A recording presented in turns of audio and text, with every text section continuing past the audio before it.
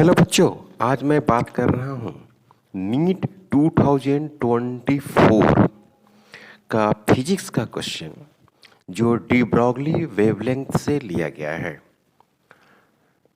The graph which shows the variation of 1 by lambda square and its kinetic energy E is where lambda is de Broglie wavelength of free particle। Okay तो de Broglie की अगर हम बात करें तो de Broglie में wavelength में और काइनेटिक एनर्जी में एक रिलेशन होता था जो बहुत इम्पोर्टेंट फार्मूला हुआ करता था। उसी के अकॉर्डिंग ये बनेगा। तो एक ग्राफ है 1/λ² ई 1/λ² ई 1/λ² ई और यहाँ पर देख रहे हैं ना स्ट्रेट लाइन है, यहाँ पर रेक्टेंगुलर हाइपरबोला है, यहाँ पर रूट एक्स जैसा है और यहाँ पर एक्स स्क्वायर जैसा है। ओके तो ये तो पता है कि एक्स स्क्वायर का ग्राफ है, ये एक्स स्क्वायर का। तो यहाँ पर एक्स स्क्वायर तो है नहीं, यहाँ पर 1/λ² है और यहाँ पर देखिए यहाँ पर 1/λ का ग्राफ होता है, ये रूट लैम्डा का ग्राफ है और ये जो है स्ट्रेट लाइन का ग्राफ है, स्ट्रेट लाइन। तो देखते हैं फार्मूला कैसा आता है, किस तरह का फार्मूला बन के आता है, ये हम देखना चाहते हैं। ठीक है, काफ़ी सिंपल है, आपको डी ब्रॉगली वेवलेंथ दिया हुआ है। ठीक है ना, डी ब्रॉगली वेवलेंथ क्वेश्चन में दिया है बच्चों। De Broglie wavelength is equal to lambda और काइनेटिक एनर्जी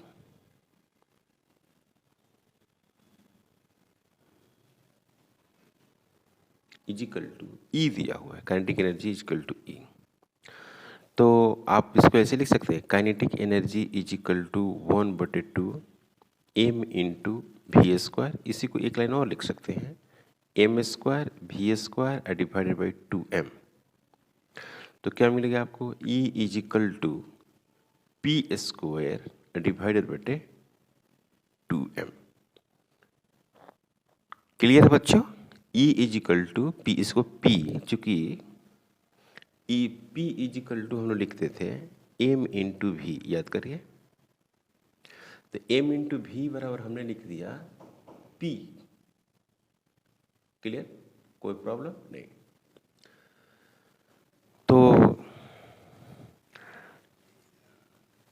तो यहाँ पर हमने ऐसे निकाला, तो यहाँ पर p² is equal to 2m into E. तो P इक्वल टू हो गया बच्चे रूट अंडर 2m इंटू ई। बहुत सारे बच्चे तो इसको डायरेक्ट फार्मूला के रूप में याद रखते हैं। तो de Broglie wavelength lambda is equal to h/p।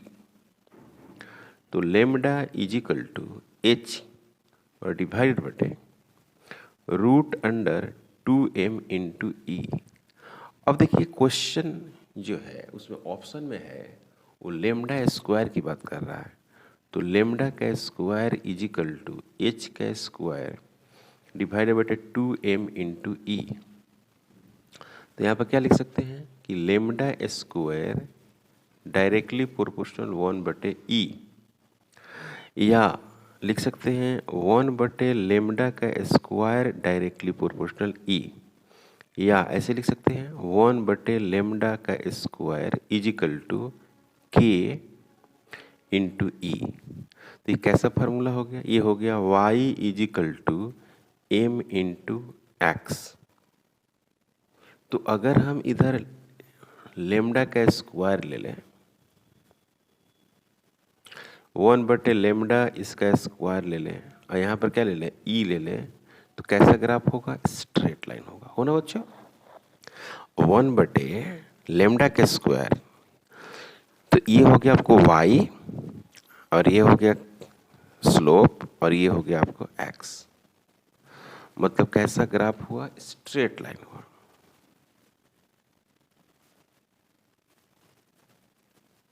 Straight line graph हो गया। क्लियर है बच्चों, इसमें कोई डाउट नहीं। तो ग्राफ में अगर ऑप्शन देखा जाए तो आपको ऑप्शन 4 नंबर ऑप्शन मिलेगा, स्ट्रेट लाइन ग्राफ। काफ़ी सिंपल था question. The graph which shows the variation of 1/λ square and it is kinetic energy E is where lambda is de Broglie wavelength of free particle. Okay, तो आप इसको convert करेंगे, किसके term में convert करेंगे? आपको मालूम है कि हमको लेमडा के और काइनेटिक एनर्जी के टर्म्स में लाना है। तो बहुत सारे बच्चे तो फार्मूला को ही याद रखते हैं कि इस तरह का फार्मूला होता है। ओके, नेक्स्ट क्वेश्चन है जो सर्कुलर मोशन से क्वेश्चन लिया गया है। सर्कुलर मोशन कह रहा है कि a bob is whirled in a horizontal plane by means of strings with initial speed of omega rpm. The tension in the string is T. The speed becomes 2 omega while keeping the same radius. The tension in the string becomes. काफ़ी simple question है, याद रखें physics का question काफ़ी simple है इस बार। तो omega 1 is equal to दिया है बच्चों omega, T1 is equal to दिया हुआ है T, फिर ओमेगा 2 इज इक्वल टू दिया 2 ओमेगा, तो T2 is equal to what, ये सवाल है। तो ये है टेंशन,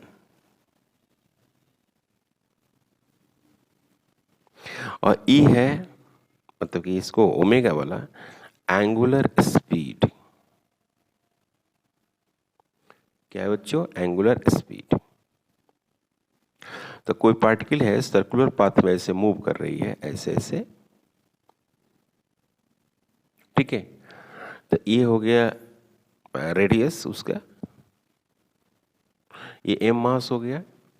तो इसमें जो फोर्स लगेगा एक बाहर की तरफ वो लगेगा M omega square R, centrifugal जिसको हम लोग बोलते हैं, या सेंट्रीपिटल भी लगा सकते हैं, भी बराबर आर ओमेगा कर सकते हैं, इसमें कोई प्रॉब्लम नहीं है।